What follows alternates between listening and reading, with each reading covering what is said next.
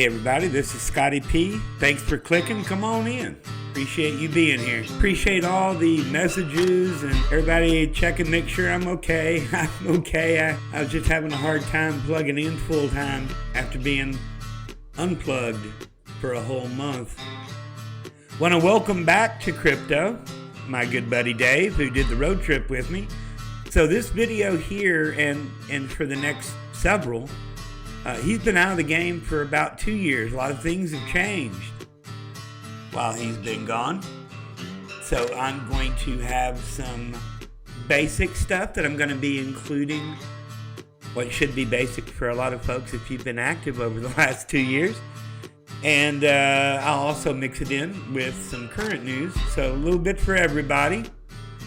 During my hiatus, I did take some classes at the Pavlov Subliminal School of Hypnosis.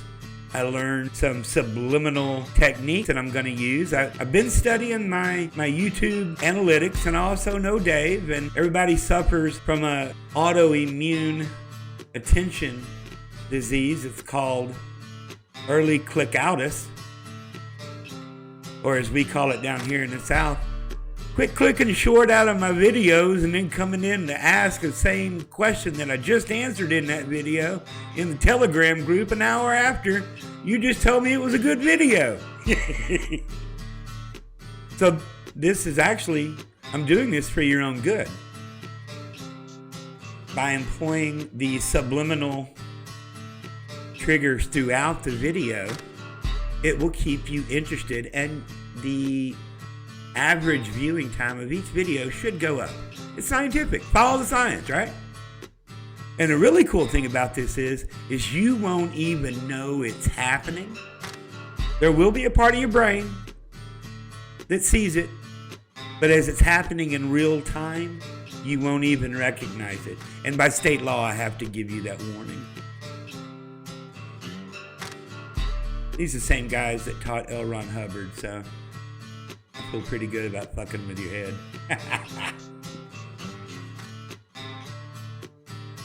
All right, first story. Then she walked in, then she walked back out. Then she walked back in, look at that, wow. I couldn't back down, so I stood tall. Tried to play it cool, you think I could now? Now I have to laugh because actually I just inserted one there. I want to go ahead and give you that heads up. You won't even notice that it happened in real time. And even on your computers, the click frame rate, you won't be able to slow it down where you'll be able to see it. But it's pretty interesting stuff, man. PornHub now accepting crypto only. Now this story is a couple of days old. And I think something that we can all agree on, that underage girls and forcible sexual assault are horrible things. A, they shouldn't happen. B, they certainly shouldn't be recorded. And C, the bastard certainly shouldn't be making any money off of it. So I've actually, for that, I've got absolutely no problem with Visa and MasterCard giving them the boot. It's really funny as you look down here in the story. It says PornHub changed its policies to clamp down on abuse, and today said it was accepting crypto only as its default payment. That's kind of like a I quit, no, you're fired type conversation, isn't it? Made it sound like it was their idea. Now, supposedly, they've taken down countless videos today, and again, thank goodness, and supposedly supposed to only be allowing uploads from verified sources, whatever that means, or whatever the words that they chose to use were, and that's good. And you know, and there's several camps here. I think there's 4 camps. There's one camp that says, and camp 1 says, we don't watch porno, all you are going to hell. All right, they're over here. Then you've got another camp that's trying to say, oh, freedom of speech and freedom of the airwaves and freedom of the internet, and I certainly don't agree with that. But there's a camp of people yelling that. There's another camp of people going, oh, wow, our verge is going to be worth something now. People have to use crypto to pay for PornHub now. And then you've got another group, which is what, 99.4% of everybody, that says, you pay for porn. Oh my. Again, I think that the main reason here, I think that that's something that all, or hopefully at least most of us can agree on, that's bad stuff. Come on, how about the line of a razor? Walk back, SOB. Overdrive, risky, overload. I'm just a low down rebel soul till my blood go cold. I'm a damn razor. All right, for those that participated or want to participate in the Bifrost mint drop that Tyler talked about in 2 different live streams, he posted a tutorial, and I can post the link in the description below here also. And I will tell you that if you follow these instructions, you'll be fine. One thing I want to verify that everybody knows, here where it says enter an address, there were a lot of us that originally thought when they were talking about that they were talking about the Ethereum address, and it's not what they're talking about. So what you're going to do is you're going to go into your polkadotjs.org wallet, and you're going to come down here to where it says test networks, and there it is right there, Bitfrost Asgard. That's the wallet. And then you're going to do it just like you have in any of your other Polkadot projects. Open that, switch over to that wallet, get the address, and that's what you're going to paste here. Everything else is do exactly what they tell you to do and how they tell you to do it. But I've been asking a question in the Telegram group for the last couple of days about, hey, especially with gas as high as it is there an advantage, or is it the same if I'm claiming those BNC tokens?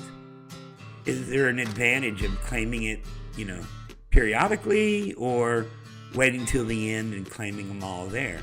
And in the groups and in Bifrost Telegram group, I actually got an answer for it today. The answer is do it every 8 days. Once every 8 days. They've done the mathematical trial and error here, and they had one account that did it every 2 days, and this was their total at the end of the 8 days, and this guy right here did it one time in 8 days, and you can see what he got about 30% more. So claim your BNC tokens if you're participating in this mint drop or want to participate in this mint drop. And I can't remember where I was in that sentence. Said she gon' pray for me. Yeah, I need this plain to see.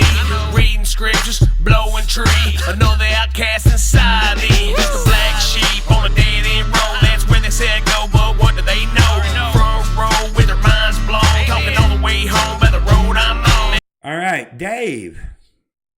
You've kind of been walking around in Uniswap, kind of getting familiar with the layout of the ground, and that's exactly what you should do. However, I want to show something to you. Don't ever necessarily trust this price right here. Don't necessarily trust these prices right here. They may or may not be live.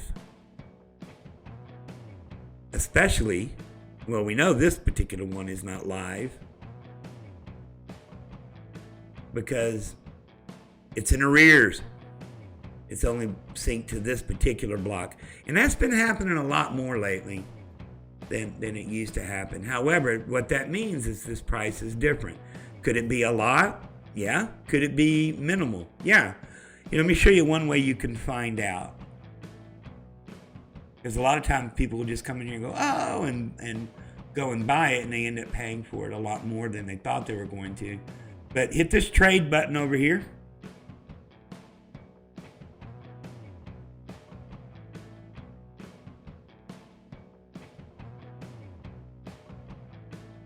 put in one XOR, and if you want to see it in either Tether or USDC,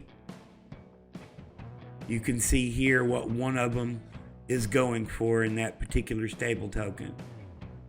Especially when you see this, it means it's not live, okay? That's one thing you want to do, just to make sure. And I was glad that when we did our first example of doing searches over here by project name, I'm glad that one of the first examples that we were doing came up to be one of those fugazi ones. I'm really glad that that happened, one of those fake ones. And you know this, so this is to maybe some other folks that are new that don't know this. Don't come over here and do it by a name search. Don't come into the Telegram group going, hey, what's the contract number? Come over here to CoinGecko, come down to its page. If it is a ERC20 token, you will have the contract number right here. Copy that. Come over here and you can paste it in here and do your search like that. I'm glad that that happened on the first time. Dogs on the porch laid out by my feet, and everybody's head starts bobbing to the beat. Cars drive by looking at us kind of funny. Just some old poor junkies ain't got no money. Crops in the backyard, chickens in the front, slingshot shooting beer cans off that stone. Now, one thing that you may or may not be interested in is getting set up for the DYDX airdrop. When is it? How will it be laid out? How much is it? We don't know the answer to any of that. Is it going to happen? We don't necessarily have 100% on that, but we're pretty sure that it is. Now, Uniswap, when they did theirs, it was basically, if you have ever used them in the past, it was a flat airdrop. And then for other people that have been participating in liquidity pools, for the wallets that had provided more liquidity, those wallet airdrops were a lot bigger. So I don't trade leverage. It's gambling, and if I'm gonna gamble, I'm gonna gamble on sports. I'm not gonna gamble on this. I don't understand it well enough. So all I did was I just came over and made a deposit, and I'm loaning out my Ethereum at a ridiculously low interest rate. I'm doing it on several different wallets. And I figure that's the lowest risk way to do it. And still be involved in the system. And hopefully qualify for that airdrop with very little risk. I figure if you're going to hodl anyway, hell, I might as well hodl over here.